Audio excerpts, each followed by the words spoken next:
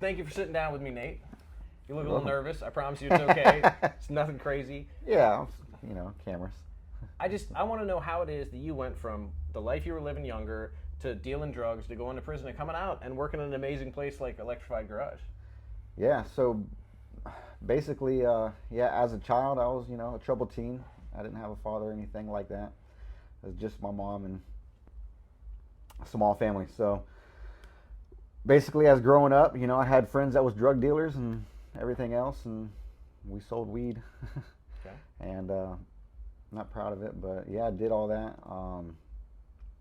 Thought life was great as far as that time goes. I was young, 22 years old, and ended up getting caught, going to jail. Okay. So I did 3 years and then violated my probation over a speeding ticket. Oh, wow. And then did another 1.5 years. So in between that time, my son was born. So I basically missed his first year of his life. Oh, wow. So that was an eye-opener for me, I guess. You know what I mean? And it's crazy because one of the most common questions I get about my probation is, well, what if you get a speeding ticket? Is that enough to violate you? And apparently it is, at least here in Florida. Interaction with the police, yeah. Oh, that's crazy. It was, I had a no-nonsense judge or whatever you want to call him. He was pretty strict. He didn't care. I had my old probation paid up, all my community hours done.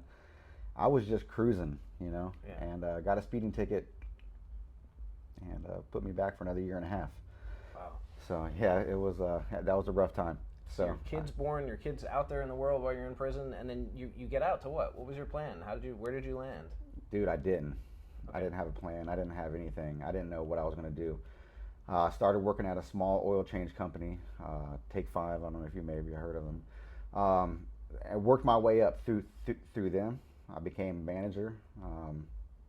I did that for a while. Then COVID came along, and then I got basically fired. Okay. They had to downsize the company, so they let a lot of people off. It wasn't just me. It was a lot of people.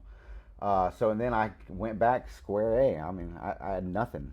I tried to start my own business. I ran that for about 2 years, and I did okay. I mean, I made money and I didn't make money. It was tough. And then became across this, which is pretty cool. Yeah, so you work at Electrified Garage, which is kind of the leading thing in electric conversions and electric performance, electric everything. So how'd you get tied in here? Well, I kind of know Travis from a while back, and Nick, me and him known each other for a while. Okay. Again, me and him was in prison with each other. Yeah.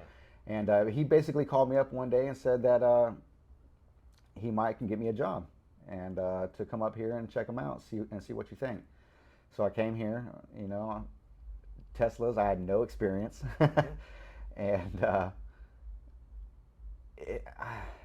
it's been pretty awesome. I mean, it's different. So I've never worked on a Tesla before, and now I pretty much know a lot, you know what I mean? So I'm over here rebuilding motors now and doing all that, and it's a new experience. It's fun. It's amazing because you have this network of formerly incarcerated people who are supporting one each other. You got Nick giving you a call. You got Travis giving you a job. This whole circuit of people are like, hey, we've been through this thing together. We're going to support one another. And now you're in here with like a SEMA award-winning show. Yeah. Car, and built the motor. Yeah, you built the motor for that? Me and Travis did, yeah. That's incredible. So how does it feel? Because, I mean, even when you were working in that oil change place, you had to feel like you were just barely getting by and you didn't really know where your life was going to be. And now you're literally building award-winning car shows. Yeah. It's crazy, ain't it? Yeah. I never thought. So what do you feel like, what would you give credit to, or what advice would you give from that perspective for somebody who was where you were? Stay strong. I have a vision and work towards that. Mine was my children. Yeah. I didn't want to lose any more of their life. I already lost a year, and so that was my eye opener. So. Okay. Figure out what yours is. I like that because when I talked to Nick and James earlier, they said, you can do anything, you just have to have a why. So you say your why was your kid, but then what was your how? Was your how just hanging on until that opportunity came up, or was your how just continue to knock on every door? What was it? Yeah. I mean, if it wasn't this, I was going to continue on with my business, and I was doing okay. Like I said, it was hard times and not hard times. But while coming here, I was looking for a building to continue going. Mm-hmm. But I figured this was a learning opportunity, so I've never worked on Teslas, so I figured why not get another notch under my belt, 100%. you know what I mean, before I go and do my own business, which I might still, Okay. but right now I'm happy. Yeah, So, well, and so that was one of the things I did. Like when I was in prison, I took every different job I could. I'd only work a job for a couple months or a year, and then I tried to go to something else because I wanted as many different opportunities. I wanted to be able to Absolutely, walk into an yeah. office and say, yeah, I can do this and this and this and this. And you sound like you were willing to go from being a business owner, which people consider prestigious, to working here because, hey, it's another notch, it's another bit of education. Like you're willing to kind of humble yourself to be in a better position. Absolutely. Yeah. Oh, I love seeing that. Well, look, thank you, man. I don't want to take too much time. You got Yeah. grease in your hands. You got a million motors to rebuild, a million cars to work on. Well, Thank you. thank For meeting you. with me. Yeah.